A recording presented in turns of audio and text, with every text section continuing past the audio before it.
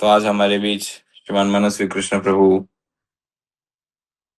जो कि परम पूज्य श्री राधा गोविंद गोस्वामी महाराज जी के कृपा प्राप्त शिष्यों में से एक है। मूलतः प्रभु जी गुजरात से है और बॉम्बे में रहते हैं। डोंबिवली में रह के प्रभु जी चैतन्य महाप्रभु के इस आंदोलन का प्रचार करते हैं जन साधारण में। कथाकार है प्रभु जी, प्रचारक है। उन्होंने वहाँ एक सेंटर का भी प्रारंभ किया है।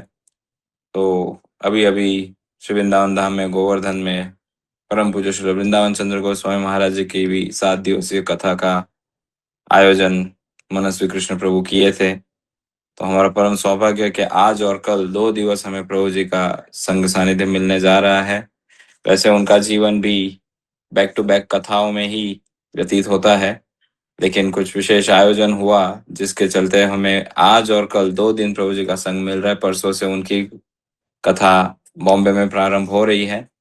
तो मनस्वी कृष्ण प्रभु, आपकी जानकारी के लिए ये जूम मंदिर का आयोजन स्वयं परम पूज्य श्री लोकनाथ स्वामी गुरु महाराज ने किया है। पिछले 6 वर्षों से ये मंदिर कार्यरत है, जहाँ की प्रत्येक दिवस हम सुबह almost we follow whole morning programme. लगभग 5 बजे हम यहाँ एकत्रित होते हैं, भक्त जुड़ना शुरू होते हैं, जहाँ शिक्षाष्टकम का पाठ होता है, 10 नाम अपराध का पाठ होता है और तदुपरांत गुरु महाराज जी के पावन सानिध्य में उनके पावन चरणों में बैठ के सभी भक्त हरि नाम का जप करते हैं 5:45 बजे तक। और 5:45 से फिर 7:15, कभी 7:30, अभी पुरुषोत्तम मास चल रहा है तो थोड़े लंबे सत्र भी हो रहे हैं, जिन्हें हम टॉक्स कहते हैं। प्रारंभ में जपा टॉक थे, लेकिन अब वो टॉक्स कहते हैं हम, क्योंकि केवल जप के ऊपर चर्चा नहीं होती, कुछ ना कुछ आध्यात्मिक चर्चा होती है जिसका अल्टीमेटली बेनिफिट हरि नाम के लिए होता है। और श्री प्रभुपाद जी की विशेष कृपा से पिछले वर्ष या पिछले 1-2 वर्षों पहले वर्ल्ड बुक ऑफ रिकॉर्ड्स में भी इस जूम मंदिर को स्थान प्राप्त हुआ है, biggest number of people chanting Hare Krishna mantra together at the same time. तो हमारा परम सौभाग्य है कि हमें आपका संग मिलने जा रहा है प्रभु जी। तो ज्यादा समय न लेते हुए हम प्रभु जी से अनुरोध करते हैं, मनस्वी कृष्ण प्रभु से आज का सत्र प्रारंभ करें। और आप सभी से अनुरोध है, सभी भक्तों से, अपने नाम जप को विराम देकर ध्यान पूर्वक आज का श्रवण करें। आज और कल 2 दिन प्रभु जी हमें अपना संग देंगे। पुरुषोत्तम मास के संबंधित कुछ विशेष कथा और प्रसंग श्रीमद् भागवतम से। ओवर टू यू मनस्वी कृष्ण प्रभु। हरे कृष्ण। ओम ज्ञानतिमिरानन्दस्य ज्ञानाञ्जनशलाकया चक्षुरुन्मीलितं येन तस्मै श्रीगुरुवे नमः। श्रीचैतन्यमनोभीष्टं स्थापितं येन भूतले स्वयं रूप कदा मह्यं ददाति शब्दान्तिकं। नमोऽहं विष्णुपादाय कृष्णप्रेष्ठाय भूतले श्रीमते भक्तिवेदान्त स्वामिनिति नामिने। नमस्ते सारस्वते देवे गौरवाणी प्रचारिणे निर्विशेष शून्यवादी पाश्चात्य देश तारिणे। हे कृष्ण करुणा सिंधु दीनबंधु जगतपते गोपेश गोपिका कांत राधा कांत नमोस्तुते। तप्त कांचन गौरांगी श्री राधे वृंदावनेश्वरी वृषभानुसुते देवी प्रणमामि हरिप्रिये। जय श्री कृष्ण चैतन्य प्रभु नित्यानंद श्री अद्वैत गदाधर शिवासादि श्री गौर भक्त वृंद। हरे कृष्ण कृष्ण कृष्ण हरे हरे, हरे राम राम राम हरे हरे। तो प्रथम परम पूज्य लोकनाथ महाराज जी के चरणों में सादर प्रणाम। तो आज का विषय जो है वो परम पवित्र पुरुषोत्तम मास से चल रहा है, तो उसमें विषय है आज का दान की महिमा। सर्वप्रथम सभी भक्तों को पुरुषोत्तम मास की हार्दिक शुभकामनाएं। परम पवित्र मास से चल रहा है अधिक मास, जिसे मल मास भी कहा जाता है और पुरुषोत्तम मास भी कहा जाता है। अधिक मास इसके लिए है क्योंकि अधिक का अर्थ होता है ज्यादा। वेदों में वर्णित है कि इस मास में कोई भी भगवान श्री कृष्ण के संबंधित कार्य यदि हम करते हैं तो उसका फल अधिक मिलता है, इसलिए इसे अधिक मास कहा गया है। और एक कारण भी है कि श्री कृष्ण का यह मास होने के कारण इस मास में उनके संबंधित कार्य, भक्ति के संबंधित कार्य यदि हम करते हैं तो विशेष कृपा भक्त पर भगवान की रहती है।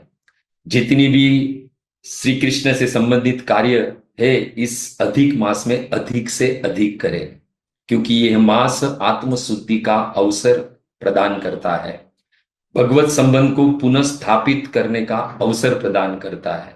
इस मास में इस पूर्ण पुरुषोत्तम श्री कृष्ण की कृपा शीघ्र अति शीघ्र प्राप्त होती है। यहां पर एक प्रश्न उठ सकता है कि इस मास में मात्र पूर्ण पुरुषोत्तम श्री कृष्ण से संबंधित कार्य क्यों करें। पुराणों में ऐसा वर्णन मिलता है कि इस मास को किसी भी देवताओं ने स्वीकार नहीं किया। कौन से मास को? मल मास को। दुखी होकर ये मल मास श्री कृष्ण की शरण में गया और दुखी हताश इस मल मास, इस अधिक मास को भगवान श्री कृष्ण ने शरण प्रदान की और शरणागति को प्रदर्शित करने हेतु उस मल मास को श्री कृष्ण ने अपना नाम प्रदान किया। कहा कि हे मल मास, तुम मेरी शरण में आए हो, तुम अभी मेरे नाम से, पुरुषोत्तम मास के नाम से तीनों लोक में विख्यात होगे। तुम्हारे मास में किए गए मेरे संबंधित, मेरी भक्ति के जो भी कार्य होंगे वो अन्य मासों की अपेक्षा से अनेक गुना फल प्रदान करेंगे। और भक्ति के कार्य क्या है ये श्री प्रभुपाद जी कृपा से हम सब लोग जानते हैं। तो इस मास में, पुरुषोत्तम मास में कई भक्ति संबंधित कार्य करने हैं, जैसे कि जप करना है, पर जप जितना हो सके उतना ज्यादा करना। देखो 16 माला तो एक नियम है, परंतु 16 माला के बाद 17वीं माला करोगे तो वो 16 माला का फल वो एक माला में मिल जाएगा। क्यों? क्योंकि ये अधिक मास चल रहा है, इसमें भगवान श्री कृष्ण की विशेष कृपा प्राप्त रहती है। तो जितना हो सके उतना अधिक जप करे, जितना हो सके उतना कीर्तन करे, भगवान के कीर्ति यश का गान करे अधिक से अधिक। जैसे चौराष्टकम गाए, दामोदर अष्टकम गाए, भीष्म स्तुति है, गोपी गीत है इत्यादि, जितना हो सके उतना अधिक से अधिक इस मास में करे। भगवत श्रवण करे, श्रीमद् भागवत का श्रवण करे, साथ ही साथ श्रीमद् भगवत गीता का हम सब जानते 15वां अध्याय जिसे पुरुषोत्तम योग कहा जाता है वो अधिक से अधिक पठन पाठन करे। ज्यादातर बहुत सारे भक्त ये पूरे मास में ये पुरुषोत्तम योग यानी भगवत गीता का 15वां अध्याय का पठन पाठन करते हैं। साथ ही साथ व्रत की भी महिमा है, पूर्ण मास उपवास करे, फलाहार करे, हो सके तो एक समय प्रसाद ग्रहण करे, सेवा की बात करे तो भगवत सेवा, भगवत भक्तों की सेवा करे। इसमें ज्यादातर प्रमुख है तुलसी सेवा प्रमुख है इस पुरुषोत्तम मास में। आरती करे, दीप दान करे, हो सके तो तुलसी की, मां तुलसी की 108 परिक्रमा करे। और इस मास में दान की भी बड़ी महिमा है, अधिक से अधिक दान करे। यदि इस मास में अधिक से अधिक दान करते हैं तो हमारे धन की शुद्धि होती है, धन की शुद्धि का अवसर है ये पूर्ण पुरुषोत्तम का मास, ये पुरुषोत्तम मास। और साथ ही साथ ये मास हमें हमारी आत्मा की शुद्धिकरण का अवसर देता है। और महत्वपूर्ण बात है ये सारे कार्य करने से भगवत प्रसन्नता प्रदान करने का हमें अवसर प्रदान होता है। भगवत प्रसन्नता हेतु ये सारे कार्य करे, ये जितने भी कार्य है, चाहे जप करे, फिर कीर्तन करे, भागवत जी का श्रवण करे, भगवत गीता का 15वां अध्याय का पठन पाठन करे, व्रत करे, तुलसी सेवा, भगवत सेवा, भगवत भक्त सेवा करे, दान करे, ये सारे कार्य के पीछे उद्देश्य एक ही है और वो है भगवत प्रसन्नता हेतु। और हमारा और आपका सौभाग्य है कि हमारे पास योग्य समय है, पुरुषोत्तम मास, उस लक्ष्मीपति का मास चल रहा है। अब बहुत सारे पुराणों में देखा जाए तो दान की महिमा बड़ी कही गई है। पद्म पुराण में यदि चले तो भाग 7 क्रिया सागर खंड अध्याय 20 श्लोक क्रमांक 4 वेद व्यास जी जेमिनी ऋषि से कहते हैं कि तस्माद कलियुगे प्राज्ञे इच्छति परम पदम। यदि कली काल में यदि कोई परम पद प्राप्त करना चाहता है, भगवत धाम प्राप्त करना चाहता है तो दानम प्रीतये कमलापते है, लक्ष्मीपति भगवान श्री कृष्ण की प्रसन्नता हेतु सदा दान करना चाहिए। किनकी प्रसन्नता हेतु? प्रीत ये कमलापते, भगवान की प्रसन्नता हेतु। और यही मास, पुरुषोत्तम मास, हमें यह अवसर प्रदान करता है। साथ ही साथ यदि भागवत जी में चले तो भागवत जी के 10वें स्कंद 51वां अध्याय और 43वां श्लोक भगवान मुचकुंद महाराज से कहते हैं कि माम प्रसन्नो जन, ध्यान से श्रवण करिएगा, ये भगवान के वचन है। भगवान कहते हैं मुचकुंद महाराज, माम प्रसन्न जनो, यदि कोई मुझे प्रसन्न कर लेता है, कच्चित न भूय अर्हति सोची तुम, फिर कभी भी उसके जीवन में शोक नहीं करना पड़ता है। पद्म पुराण में चले भाग 5 उत्तरखंड अध्याय 69 और श्लोक क्रमांक 53, शिवजी नारद मुनि से कहते हैं कि भगवान विष्णु की प्रसन्नता के लिए किया गया दान अक्षय हो जाता है। इतना ही नहीं, हरि भक्ति विलास स्कंद पुराण में वर्णित है कि भगवान विष्णु की प्रसन्नता हेतु भगवत भक्त जो कोई भी दान करता है तो वो दान मोक्ष साधनम, वह दान उसके मुक्ति का, मोक्ष का साधन बन जाता है। देखो, यहां एक प्रश्न उठ सकता है कि क्या अन्य किसी को यदि हम दान दे तो क्या वो भी मोक्ष साधनम, मोक्ष का साधन, मुक्ति का कारण बन सकता है? तो नहीं। अन्य किसी भी देवी देवताओं को किया गया दान शायद आपको भौतिक ऐश्वर्य प्रदान करे, मान सम्मान प्रदान कर दे, परंतु मोक्ष मुक्ति का साधन नहीं बन सकता वो दान। प्रमाण चाहिए तो प्रमाण स्वयं देवता दे रहे हैं भागवत जी के 10वें स्कंद 51 के अध्याय में। जब मुचकुंद महाराज देवताओं के आग्रह पर उनके सेनापति बनकर युद्ध किए, अनेकों युद्ध में देवताओं को विजय प्राप्त करवाई, और जब देवताओं के सेनापति जो कार्तिकीय है वो जब पुनः अपने पद को संभाला तो सारे देवताओं ने मुचकुंद महाराज का आभार प्रकट किया और उस पद से निवृत्त होने के लिए उनको अनुमति दी। तब मुचकुंद महाराज पर सारे देवता बड़े प्रसन्न थे। तो सारे देवताओं ने मुचकुंद महाराज से कहा, मांगो तुम्हें क्या चाहिए। तो मुचकुंद महाराज बड़े प्रसन्न हो गए थे, मुझे तो ये कुछ भी मांगने के लिए कह रहे। परंतु देवता वहां पर एक बात कहते हैं कि मांगो जो वर मांगना है, परंतु वरम वृष्णीव रुते केवल्यम, आप मोक्ष के सिवाय कोई भी वर चुन सकते हैं। तो मुचकुंद महाराज ने कहा, क्यों भाई, मैं मोक्ष क्यों नहीं मांग सकता हूं? आपने कहा जो वर चाहिए वो मांग लो, परंतु आपने कहा मोक्ष के सिवाय कोई भी वर चुन लो।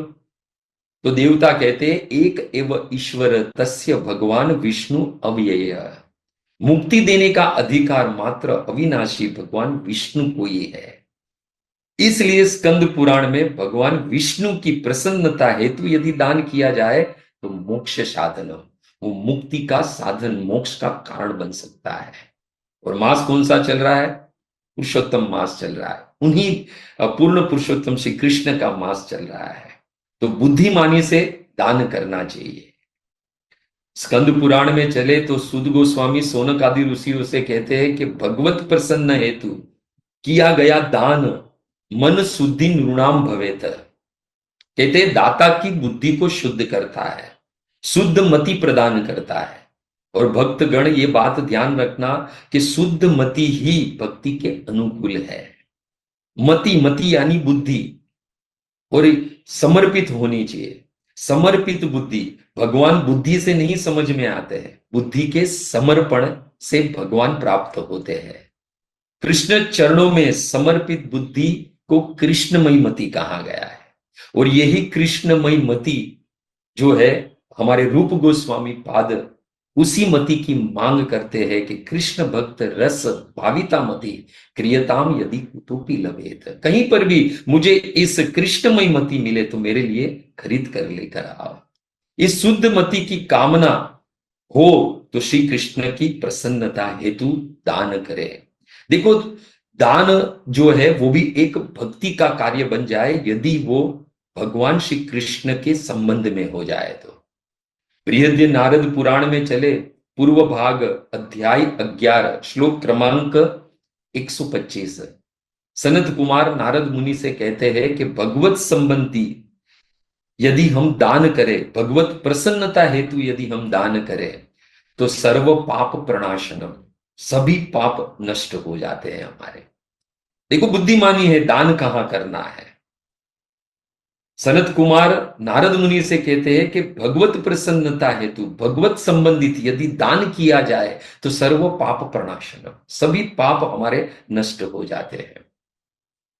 और बृहद नारदीय पुराण में कहा गया है कि भगवान श्री कृष्ण के लिए यदि मंदिर का निर्माण किया जाए तो क्या फल मिलता है। बृहद नारद पुराण पूर्व भाग अध्याय 13 और श्लोक क्रमांक 1 और 2, उसमें धर्मराज राजा भगीरथ से कहते हैं कि मातृत पितृत चेव लक्ष्य कोटि कुलन्वित, वह व्यक्ति मातृ और पितृ कुल की लाखों पीढ़ियों सहत कल्पत्रयम विष्णु पदम तिष्ठत्येव न संशय, 3 कल्प तक विष्णु लोक में वास करता है, न संशय, इसमें बिल्कुल भी संशय करने जैसा नहीं है। देखो 3 कल्प तक, कल्प मतलब समझते, कल्प मतलब जैसे कि 4 युग है, सतयुग, त्रेता, द्वापर और कली। कलयुग का आयु है 4,32,000 वर्ष, उससे दुगना द्वापर है 8,64,000 वर्ष, उससे 3 गुना, कलयुग से 3 गुना है त्रेता 12,96,000, और कलयुग से 4 गुना है सतयुग 17,28,000 वर्ष। जब ये 4 युग बीतते उसे चतुर्युगी कहते हैं, और जब ये चतुर्युगी 71 टाइम बीतती है तो उसे एक मनवंतर कहा जाता है, और जब ऐसा एक मनवंतर 14 बार घूमता है तब एक कल्प होता है। और एक कल्प में यदि हम कैलकुलेट करें तो लगभग 1,000 कली, 1,000 द्वापर, 1,000 त्रेता और 1,000 सतयुग एक कल्प में समाहित है। तो सोचिए, जो भगवान के लिए दान करता है, भगवान का मंदिर का निर्माण करने में कोई सहायक होता है, तो धर्मराज के वचन है, राजा भगीरथ से कहते हैं कि कल्पत्रयम विष्णु पदम तिष्ठत्येव न संशय, वो 3 कल्प तक भगवान के लोक में वास करता है, न संशय, उसमें बिल्कुल भी संशय करने जैसा नहीं है। इससे एक प्रसंग याद आ रहा है, स्मरण हो रहा है श्री प्रभुपाद जी का। श्री प्रभुपाद जी के वचन है कि the person who serves my devotee he will go to Krishna lok, जो लोग मेरे भक्तों की सेवा करेंगे वो भगवत धाम जाएंगे, ये प्रभुपाद जी के वचन है। और साथ ही साथ कहते हैं the person who built temple for Krishna gets a home built in Krishna lok. Shri Prabhupada ji कहते हैं जो मेरे कृष्ण के लिए मंदिर बनाता है उसका घर भगवान के धाम में बनता है। मुंबई में मिस्टर सेट्टी थे, आप ज्यादातर उनसे सब लोग अवगत है। श्री प्रभुपाद जी ने उनसे कहा कि you are building houses for my devotee in Krishna, your house is being built in Krishna lok. आप मेरे भक्त तथा कृष्ण के लिए घर बना रहे हैं तो आपका घर कृष्ण लोक में बन रहा है। तो मिस्टर सेट्टी ने कहा कि Prabhupada ji, I am a sinful person, मैं तो बड़ा पापी हूं, how can I go to Krishna Loka, मैं कैसे कृष्ण लोक में जा सकता हूं, मिस्टर सेट्टी कहते हैं। तो प्रभुपाद जी कहते हैं कि this I will C, this is not your duty. उन्होंने मिस्टर सेट्टी से कहा कि ये मैं देख लूंगा, ये तुम्हारा कार्य नहीं है, मैं यह सुनिश्चित करूंगा कि तुम कृष्ण लोक जाओगे, I will see that you will go to Krishna lok. यानी यहां पर एक बात समझनी होगी, यदि हमारा दान भगवत संबंधित है तो हमने क्या श्रवण किया, पहले तो अक्षय हो जाएगा, दूसरा मोक्ष साधन, मुक्ति का साधन बन सकता है, कारण बन सकता है। मन शुद्धि नृणाम भवेत, ये हमारे मन को, हमारी मति को शुद्ध करता है, साथ ही साथ हमारा भगवत धाम जाना सुनिश्चित करता है, प्रभुपाद जी के वचन। और साथ ही साथ हमारा घर भगवत धाम श्री कृष्ण के धाम में बनेगा। देखिए, भगवत संबंधी दान करने का फल क्या है, इसलिए भगवान भगवत गीता में कहते हैं कि हे अर्जुन, यज्ञ दान तपस्या न त्याज्यम, हे अर्जुन, यज्ञ दान तपस्या ये कभी भी त्यागना नहीं चाहिए, जीवन में ये बार बार करना चाहिए। क्यों? क्योंकि पावनानी मनीषी नाम, ये मनुष्य को पवित्र करता है। देखो, परंतु दान का फल कब मिलता है, उसके लिए 4 वस्तु की आवश्यकता है। एक तो सही स्थान होना चाहिए, दूसरा सही समय होना चाहिए, तीसरा है सही पात्र, और सबसे महत्वपूर्ण है श्रद्धा। ये चार कार्य, ये चार वस्तु जो है, स्थान, समय, पात्र और महत्वपूर्ण श्रद्धा, यदि ये चारों चार हमारे अनुकूल है, तो यदि उस समय भगवत दान यदि हम करते हैं तो परिपूर्ण फल मिलता है। इसलिए भगवान कहते हैं अश्रद्धाया हुतम दत्तम तप तप्तम कृतम च यत असत इति उच्यते। हे अर्जुन, हे पार्थ, श्रद्धा बिना यदि दान, यज्ञ और तपस्या करते हैं तो सब नश्वर है। यत असत, वो असत कहलाती है। हे पार्थ, इस जन्म तथा अगले जन्म दोनों में व्यर्थ जाती है। इसलिए दान यदि करे तो श्रद्धा के साथ करे, क्योंकि भक्ति की प्रथम प्रथम सीढ़ी भी क्या है? आदो श्रद्धा। इसलिए भक्ति कार्य कब बनता है? दान, यदि उसमें श्रद्धा हो और वो दान भगवत संबंधी हो, तब जाकर इसका परिपूर्ण फल हमें प्राप्त होता है। और दूसरे शब्द में कहूं तो बिना दान भक्ति का कोई भी कार्य अपूर्ण रहता है, पूर्ण नहीं हो सकता है। आप कहोगे कैसे? तो ध्यान से श्रवण करिएगा। जैसे कि एकादशी व्रत, माधव तिथि, भक्ति जननी, भक्ति विनोद ठाकुर कहते हैं, हम सब भाल में तिलक, गले में कंठी, हाथ में माला, मुख पर कृष्ण का नाम, ये सब श्री प्रभुपाद की कृपा है। ये सब कुछ हम कर रहे हैं। उसमें भी एकादशी व्रत भक्त को बड़ा प्रिय होता है। क्यों? क्योंकि एकादशी व्रत रहने वाला भगवान को प्रसन्न करता है। जो कोई भी भक्त एकादशी व्रत रहता है तो भगवान बड़े प्रसन्न होते हैं। अब एकादशी व्रत में भी दान की महिमा है। क्या दान करना है? कुछ लोग कहेंगे रेगुलर आहार हम छोड़ देते हैं। अरे आहार तो करते ही है, फराली पेटी, साबूदाना वड़ा, फराड़ी चिवड़ा, पता नहीं कितने सारे उपवास के आहार हम ग्रहण करते हैं, परंतु वास्तविक ये दान नहीं है।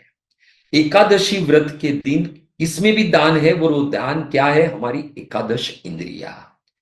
हम एकादशी व्रत में हमारी एकादश इंद्रियों का दान करते हैं। अभी पुरुषोत्तम मास चल रहा है, 84 ब्रज की 84 परिक्रमा भी चल रही है। कुछ लोग गोवर्धन जी की भी परिक्रमा करते हैं। तो परिक्रमा करने में भी दान है। आप कहोगे क्या दान है, कैसे?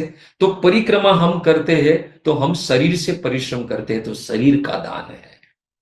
देखो कार्य क्या है? कार्य भगवत भक्ति का है, परिक्रमा करना, भगवत प्रसन्नता है ना। परंतु उसमें भी दान क्या हो जाता है? हमारे शरीर का परिश्रम का दान होता है।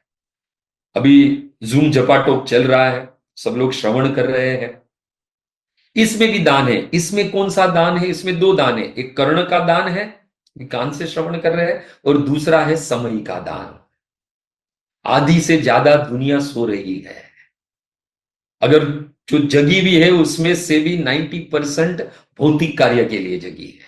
आध्यात्मिक कार्य के लिए, भक्ति के कार्य के लिए, भगवत प्रसन्नता हेतु कार्य करने के लिए तो कृष्ण के भक्ति ही जगे रहते हैं। इसलिए भगवान भगवत गीता में कहते हैं या निशा सर्वभूतानाम तस्याम जागृति संयमी यस्या जागृति भूतानी सा निशा पश्यतो। मेरे भक्त के लिए जब दूसरों का सोने का समय, वो मेरे भक्त के लिए जागने का समय है, और जब मेरे भक्त के सोने का समय है तब भौतिक लोगों के लिए जागने का समय। आप और हम इतने सारे भक्त इस जपाटोप में, जूम जपाटोप में जुड़े हैं, वो सब कर क्या रहे हैं? एक तो अपने समय का दान दे रहे हैं, दूसरे साथ साथ अपने कर्ण का भी दान दे रहे हैं। यदि जप करने बैठे तो जप करने में भी दान है। जब करते हैं तो भगवान का स्मरण होता है। जब हम जप करते तो इसमें क्या दान करते हैं? हम हमारे मन का दान करते हैं। देखो भक्ति का कोई भी कार्य बिना दान अपूर्ण है। जब भी करने बैठते तो हम हमारे मन को निवेश करते हैं, हम हमारे मन का दान करते हैं। वहां पर कीर्तन करने बैठे तो हमारे कंठ का दान करते हैं हम। बिना दान भक्ति का कोई भी कार्य परिपूर्ण नहीं हो सकता है। परंतु दान कैसे करना है? किसके संबंधित? भगवत संबंधित हो। और भगवत संबंधित दान सर्वोच्च दान कहा गया है। कई दान है, द्रव्य दान, धातु दान, भूदान, गोदान, कन्यादान इत्यादि कई दान है। परंतु यदि वो कृष्ण, भगवान श्री कृष्ण पूर्ण पुरुषोत्तम से संबंधित नहीं है, तो वो सारे कार्य जो है परोपकार कार्य हो जाएंगे, पुण्य कार्य हो जाएंगे। और पुण्य का फल क्या है? स्वर्ग। और भगवान भगवत गीता में कहते हैं क्षीणे पुण्य मृत्यु लोके विशन्ति, एक दिन वहां से भी हमें धक्का दिया जाएगा। यदि कोई भी कार्य भगवान से संबंधित नहीं है तो वो धर्म वो जो है वो परोपकार कार्य हो जाएगा, पुण्य का कार्य हो जाएगा। और पुण्य का फल क्या है? पुण्य का फल है स्वर्ग। और स्वर्ग से भी हमें पुनः आना है। इसलिए हमने श्रवण किया ना, स्कंद पुराण क्या कहते हैं, क्या कहता है स्कंद पुराण? कि यदि भगवान पूर्ण पुरुषोत्तम श्री कृष्ण के संबंधित यदि हम दान करते हैं तो मोक्ष साधनम, वो मोक्ष का, मुक्ति का कारण बन जाता है। और वो धाम को हम प्राप्त करते हैं, यद गत्वा न निवर्तन्ते तद धाम परम मम, वो धाम को प्राप्त करेंगे जिसके बाद हमें पुनः इस दुखालिक जगत में नहीं आना है, बार बार जन्म जरा मृत्यु व्याधि के चक्कर में नहीं पड़ना है, बार बार 9 महीना मां के गर्भ में मल और मूत्र के बीच में नहीं रहना है।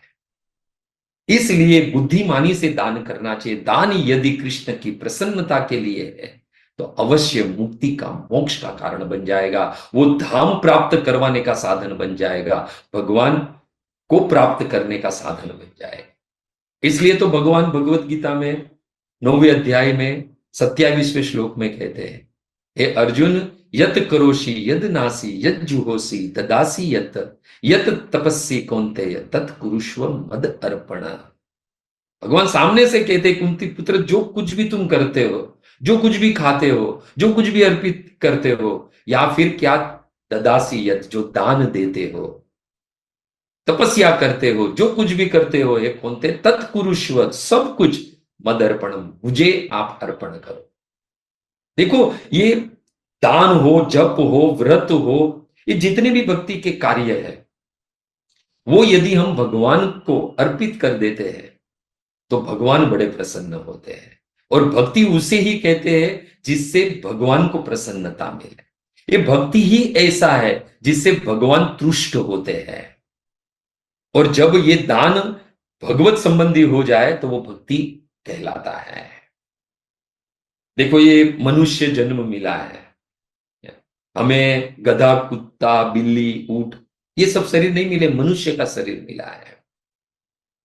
रामायण में चले तो प्रभु श्री राम के वचन है, बड़े भाग मानुष तन पावा, बड़े भाग्य से मनुष्य जन्म मिलता है। और प्रहलाद महाराज के वचन है, दुर्लभम मानुषम जन्म, बड़ा दुर्लभ है मनुष्य जन्म मिलना। और स्वयं कृष्ण के वचन है, नृह देहम आद्यम सुलभम सुदुर्लभम, ये मनुष्य जीवन मिलना एक वर के समान है। और मनुष्य जीवन सार्थक कब होता है? तो अगस्त्य संहिता कहती है कि जब यत्न संचित धन, हम जो धन जो संचित करते हैं, वो धन का दान यदि श्री कृष्ण की पूजा में लगाए, अर्चित प्रभु, तो मनुष्य जन्म सार्थक हो जाता है, मनुष्य जन्म सार्थक हो जाता है।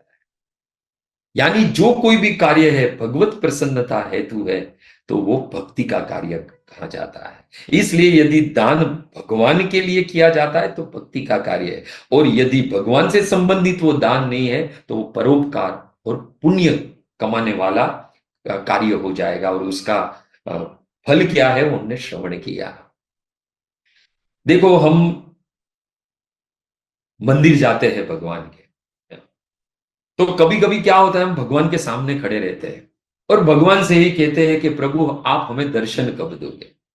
भगवान भी सोचते होंगे कि मैं तो सामने खड़ा हूं और ये कह रहा है कि मैं दर्शन कब दूंगा। आप देखिए, सुबह 4 बजे से भगवान श्री कृष्ण श्रीमती राधा रानी के साथ खड़े रहते हैं सज धज कर, किसके लिए? हमें दर्शन देने के लिए। यानी जो मंदिर में हम दर्शन करते जो अर्च विग्रह के, वो साक्षात भगवान ही है। वही भगवान जो अपने धाम में वास करते, वही भगवान हमारे लिए इस मंदिर में अर्च विग्रह के रूप में हमारे सामने खड़े हैं। इसलिए भगवत दर्शन करो इस अर्च विग्रह के मंदिर में तो समझना चाहिए साक्षात भगवान के दर्शन कर रहे हैं। और यदि हमें भगवान के दर्शन हो रहे हैं तो बड़े भाग्य की बात है, और उसके पीछे भी दान का महत्व है। आप कहोगे कैसे? तो भागवत जी में दसम स्कंद में कथा आती है अक्रूर जी की। हम सब जानते हैं कि अक्रूर जी भगवान श्री कृष्ण और बलराम को लेने के लिए, मथुरा लाने के लिए वृंदावन चलते हैं।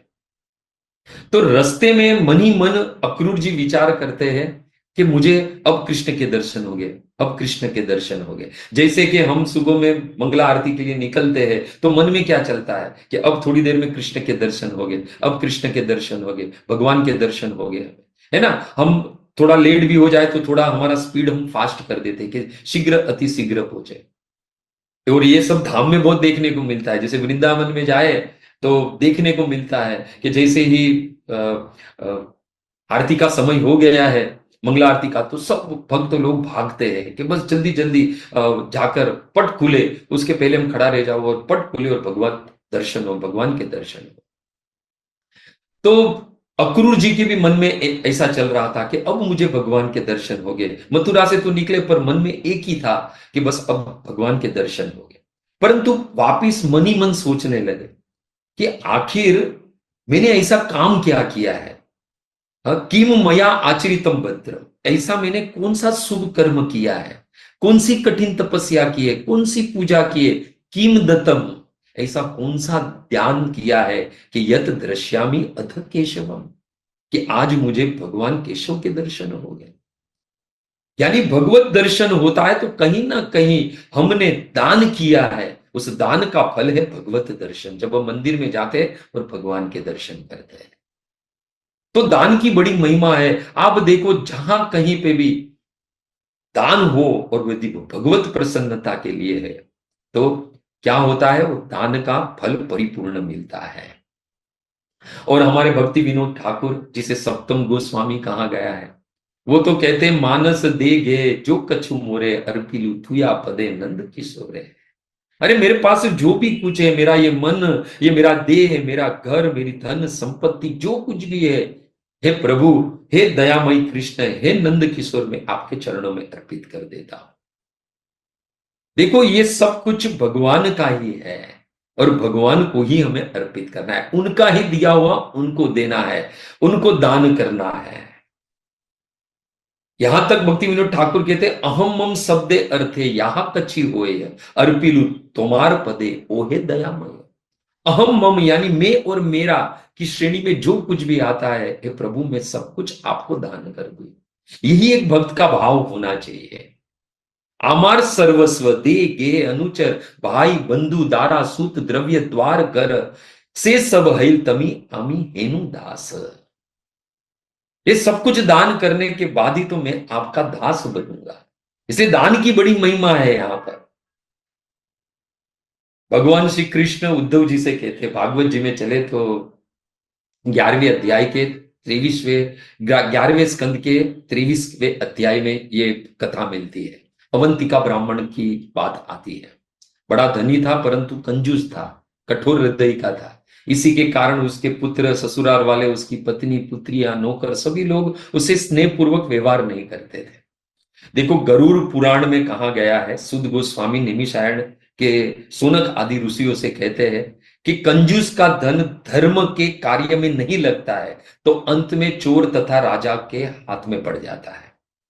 अब यहां पर एक प्रश्न है, यहां पर कहा गया है कि कंजूस का धन धर्म के कार्य में नहीं लगे। तो पहले तो ये समझना है धर्म क्या है। देखो प्याव बनाना, फिर दान, किसी अन्य को दान दे देना, गौशाला इत्यादि हमने हमने श्रवण किया ना, ये सब यदि कृष्ण से संबंधित नहीं है तो वो पुण्य के कार्य है, धर्म के कार्य नहीं। धर्म का कार्य क्या है तो धर्म को समझना पड़े। धर्म क्या है तो भागवत जी कहती है कि मनुष्य शरीर मिला है तो धर्म क्या है, सवे पुंसा परो धर्म यतोर भक्ति अधोक्षजे। उस भगवान श्री कृष्ण की भजन भक्ति करना ही इस मनुष्य जीवन का धर्म है, यानी भक्ति करना ही धर्म है। तो यहां पर कहा गया है गरुड़ पुराण में, सुद गोस्वामी कहते हैं नेमिशरण आदि ऋषियों से कि जो कंजूस है, जो धन धर्म में नहीं लगाता है, कृष्ण की सेवा में नहीं लगाता है, तो अंत में उसका धन कहां, चोर तथा राजा के हाथ में पड़ जाता है। और भगवान श्री कृष्ण कहते हैं उद्धव, वह अवंतिक ब्राह्मण अपने धन की रक्षा यक्ष की तरह करता था। वो धर्म के कार्य में कभी भी नहीं लगाता था। तो धीरे धीरे क्या हुआ, पुण्य तथा संपत्ति का भंडार समाप्त होने लगा। वही श्री कृष्ण क्या कहते हैं कि उस ब्राह्मण का धन क्वचित क्वचित दसम दस्यव, चोरों ने लूट लिया थोड़ा धन, क्वचित क्वचित देवता, क्वचित कालतः, काल के प्रभाव से कम होने लगा, और क्वचित ब्रह्मबंधु, और क्वचित पार्थिवाद, सरकारी अधिकारी ने द्वारा ले लिया गया। देखो, श्री कृष्ण कहते हैं कि जो कंजूस होते हैं, जो धर्म के कार्य में, मेरे कार्य में, यानी यदि बात करें तो धर्म का कार्य यानी कृष्ण के संबंधित कार्य, यदि उसमें धन नहीं लगता है तो हे उद्धव मृत्यु से नरकाय च, मृत्यु के बाद वो नरक में जाता है।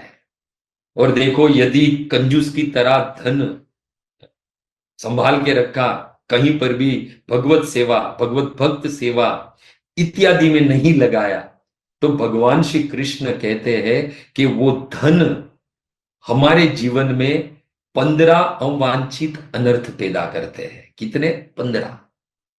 भगवान कहते हैं कि जो संपत्ति को यक्ष की तरह संभाल कर रखता है, और उस संपत्ति को यदि भगवत कार्य में नहीं लगाता है, धर्म के कार्य में नहीं लगाता है, तो उसके जीवन में 15 प्रकार के दुर्गुण तथा अवांछित अनर्थ प्रकट होते हैं। जैसे भगवान कहते हैं, उद्धव, चोरी, हिंसा, असत्य भाषण, दूरा बर्ताव, काम, क्रोध, चिंता, गर्व, झगड़ा, लड़ाई, शत्रुता, अविश्वास, ईर्ष्या, स्त्रियों के द्वारा उत्पन्न संकट, जुआ खेलना तथा नशा करना, ये 15 दुर्गुण संपत्ति उस मनुष्य को प्राप्त होती है जो अपना धन भगवत कार्य में नहीं लगाता है। वहां पर अनर्थम अर्थाख्यम एक शब्द है उस श्लोक में। तो श्री प्रभुपाद जी कहते हैं कि उसका अर्थ है अवांछित संपत्ति, उस संपत्ति के सूचक है जिसे भगवान की सेवा में नहीं लगाया जा सकता। और इसलिए ऐसे फालतू धन या संपत्ति से मनुष्य में उपयुक्त दुर्गुण आ जाते हैं, अतः वे इसका परित्याग करना चाहिए। वो धन का परित्याग कर दो जो धन भगवत सेवा में नहीं लग रहा है। अगर रखोगे अपने पास तो ये 15 दुर्गुण, अवांछित अनर्थ जो है वो हमारे जीवन में प्रकट हो गए। भगवान श्री कृष्ण कहते हैं, उद्धव, ये मनुष्य जन्म बड़ा दुर्लभ है। ये मनुष्य जीवन जो है स्वर्ग अपवर्ग्यो द्वार, ये स्वर्ग तथा मोक्ष का द्वार है। और हे उद्धव, ये भौतिक संपत्ति, धन में आसक्ति, ये स्वर्ग और मोक्ष, ये दोनों द्वार बंद कर देती है। इसलिए अनर्थस्य धामानी, ये भौतिक संपत्ति नरक का धाम है, अनर्थ है। इसलिए भगवान कहते हैं कि जो अपनी संपत्ति मात्र यक्ष की तरह अपनी संपत्ति को बनाए रखता है, यक्ष वीत, हे उद्धव, पतति अतः, वह अधोगति को प्राप्त होता है, बार बार जन्म जरा मृत्यु व्याधि को प्राप्त करता है। इसलिए शंकराचार्य कहते हैं, अर्थम अनर्थ भवाई नित्यम, ये अर्थ ही हमारे अनर्थ का कारण बनता है। परंतु ये अर्थ जो 4 पुरुषार्थ में एक है, धर्म, अर्थ, काम, मोक्ष, वो अर्थ कब अनर्थ का हमारे लिए कारण बनता है? जब वो कृष्ण की सेवा में नहीं लगता है, तब ये होता है। भागवत जी में 9वें स्कंद में अम्बरीश महाराज की कथा आती है। समग्र पृथ्वी के एकमात्र चक्रवर्ती सम्राट थे। धन, संपत्ति, ऐश्वर्य इतना था कि अति दुर्लभम पुंसाम, किसी मनुष्य को मिलना बड़ा ही दुर्लभ है। नारद मुनि तो यहां तक कहते कि इतनी संपत्ति यदि किसी को मिल जाए ना तो वो पागल हो जाए। अम्बरीशो महाभाग सप्त द्वीप मति महिम, एक समग्र पृथ्वी पर एक मात्र चक्रवर्ती सम्राट थे। बहुत धन था, परंतु वो धन को कैसा मानते थे? लोष्टवत स्मृतम। क्यों? क्योंकि वासुदेव भगवती तद भक्तेषु च साधुषु, भगवान वासुदेव तथा उनके भक्तों के वो महान भक्त थे। और हमारे परम पूज्य गुरुदेव कहते हैं कि अम्बरीश महाराज अधिक धन इकट्ठा नहीं करते थे, वह बहुत दान करते थे। सभी व्यक्तियों को, विशेष रूप से गृहस्थ को समझना चाहिए कि अधिक धन संचय नहीं करना चाहिए, नहीं तो गले की फांसी बन जाता है। परम पूज्य गुरुदेव एक दोहे से समझाते हैं कि एक दोहे में कहा गया है कि यदि नाव चलाते समय पानी और भौतिक जीवन चलाते समय यदि धन बढ़ने लगे तो दोनों हाथों से उस नाव में जब जल भर जाता है दोनों हाथों से हम बाहर निकालते हैं, वैसे ही दोनों हाथों से यदि जीवन भौतिक जीवन में धन बढ़ रहा है तो दोनों हाथों से उदारता पूर्वक वो धन को कृष्ण के कार्य में लगाना चाहिए, कृष्ण के संबंधित दान करना चाहिए। यदि ये नहीं करेंगे तो अधिक जल जैसे नाव को डुबा देती है, वैसे ही ये अधिक धन, ये जो मनुष्य जन्म मिला है जो बड़ा दुर्लभ है, वो अवसर हमें गवा देंगे भगवत धाम जाने का। इसलिए समझने की बात है ये कि ये धन जितना हो सके उतना हमें भगवत कार्य में लगाना चाहिए, भगवत प्रसन्नता हेतु लगाना चाहिए, ताकि वो धन अनर्थ का कारण न बने, वो धन मोक्ष का कारण बने, वो धन वो दान मति जो हमारी है, हमारा मन के शुद्धि का कारण बने, हमारी आत्मा की शुद्धि का कारण बने। तो जितना हो सके उतना ये दान करे, और ये दान जो है वो भगवत प्रसन्नता हेतु होना चाहिए।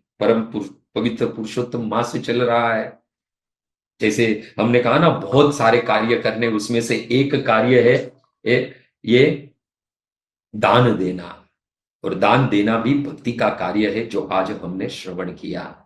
तो जितना हो सके उतना भक्ति का कार्य करने का ये मास है। ज्यादा से ज्यादा जप करे, ज्यादा से ज्यादा भागवत जी का श्रवण, भगवत गीता का श्रवण करे, ज्यादा से ज्यादा भक्तों का संग करे, ज्यादा से ज्यादा कथा का श्रवण करे, अधिक से अधिक हो सके उतना दान करे, क्योंकि ये अधिक मास है, पूर्ण पुरुषोत्तम भगवान श्री कृष्ण का मास है, जिसे पुरुषोत्तम मास कहा जाता है। तो मोटा मोटी हमने आज श्रवण किया कि किस प्रकार ये दान जो है वो हमारे भक्ति वर्धक, हमारे मोक्ष का साधन बन सकता है। तो इस प्रकार आज का सत्र जो है यहाँ पर समाप्त होता है। कल पुनः इसी प्लेटफॉर्म पर पुनः हम इसी दान के बारे में बात करेंगे, दान की महिमा क्या है उसके बारे में हम श्रवण करेंगे। तो हरे कृष्णा कृष्ण कृष्ण हरे हरे, हरे राम राम राम हरे हरे। परम पूज्य लोकनाथ स्वामी महाराज की जय। उनके चरणारविंद में इस दास का प्रणाम, साथ ही साथ श्रील प्रभुपाद की जय, और बुरी बुरी धन्यवाद आप सभी भक्तों का भी, साथ ही साथ पद्ममाली प्रभु और परमात्मा प्रभु का भी धन्यवाद, जिनके कारण इस दास की वाणी आप सभी भक्तों में लगी, भक्तों की सेवा में लगी। प्रथम बार इस जूम जपा टॉक्स में आपका दास उपस्थित हुआ है और ये सौभाग्य प्राप्त हुआ है। तो पुनः आप सभी भक्तों के चरणों में पूरी पूरी धन्यवाद, तथा परम पूज्य लोकनाथ स्वामी महाराज के चरणों में इस दास का धन्यवाद प्रणाम। हरे कृष्ण। बहुत बहुत धन्यवाद प्रभु जी आज के सुंदर सत्र के लिए। तो आपसे और विशेष रूप से हम हमारे जूम मंदिर के सभी भक्तों से कहना चाह रहे हैं कि परसों जब हमने कहा था कि विशेष कुछ सत्र होने वाला है, विशेष आयोजन है, तो शायद आप अब समझ पाए होंगे क्या विशेष है।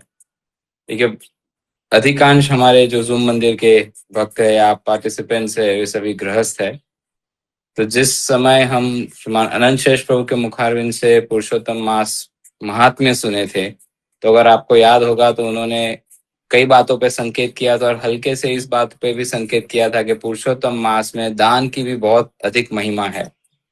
तो उसी दिन से उस वाक्य ने पता नहीं हमारे हृदय में, चेतना में, मन में कुछ स्थान बना लिया, और तभी हमने संकल्प किया था कि इस विषय पर भी कुछ विशेष आयोजन करेंगे कि जहाँ श्रीमद् भागवतम और हमारे शास्त्र और आचार्यों की जीवनी से हम ये समझ पाए, सीख पाए किस प्रकार से दान कितना महत्वपूर्ण होता है, या इस मास में, इस महीने में दान करने की क्या महिमा है। तो आज श्रीमान मनस्वी कृष्ण प्रभु ने बहुत ही सुंदरता से, और देखिए कोई भी स्पेक्युलेटेड बात नहीं थी, ये नहीं है कि प्रभु जी कुछ अतिशयोक्ति करके कह रहे थे, एग्जेगरेशन करके कह रहे थे कि ऐसा है वैसा है, कोई बात को खींच तान के मरोड़ तरोड़ के हमें प्रेजेंट कर रहे थे। नहीं, बिल्कुल शास्त्रोक्त पद्धति से हर एक जो उनका वाक्य था उसको रेफरेंस के साथ बोल रहे थे, तो एक प्रकार से हमारे सामने शास्त्र ही खोल के रख दिए प्रभु जी ने।